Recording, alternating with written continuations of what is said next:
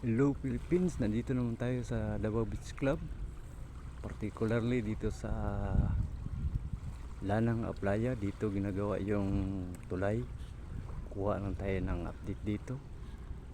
Ito na po, yan na po yung crane, naka ready na po yan para sa susunod nilang hakbang. Yan, nakikita natin dyan sila magbutas ng panibagong puste na naman. Baga bukas mag ano na yan, simula na, papunta na yan doon, tuloy-tuloy na yan. Yun, kita natin yung barge hindi pa gumagalaw. I think mga next month mag umpisa na yan.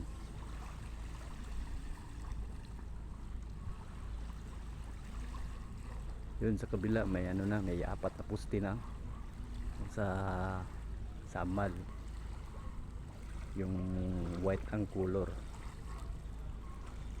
Yan, low tide ngayon, walang naliligo. Tsaka San Juan sana ngayon, pero wala akong nakita dito kahit isa. May dalawang kaso lang. Shout out nga pala kay Lalay Gamutan, yung kaibigan ng asawa ko. Doon na siya nakatira sa Amerika. Kumusta dyan, Lay? At saka kay Juana Laher Muntis, pamangkin ng asawa ko.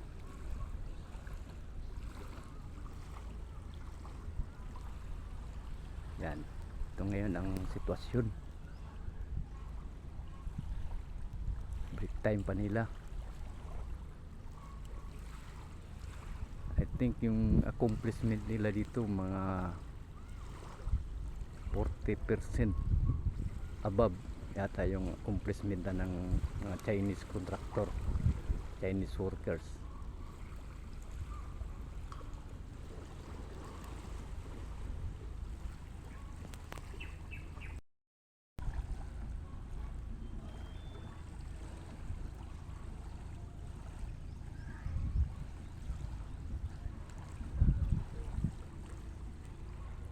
Okay, hanggang dito na lang po. Maraming salamat sa panonood nyo ng video ko. Sana hindi kayo magsawa ng panonood at mag-subscribe.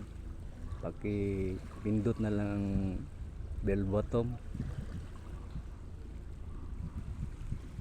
Okay, salamat. God bless you all.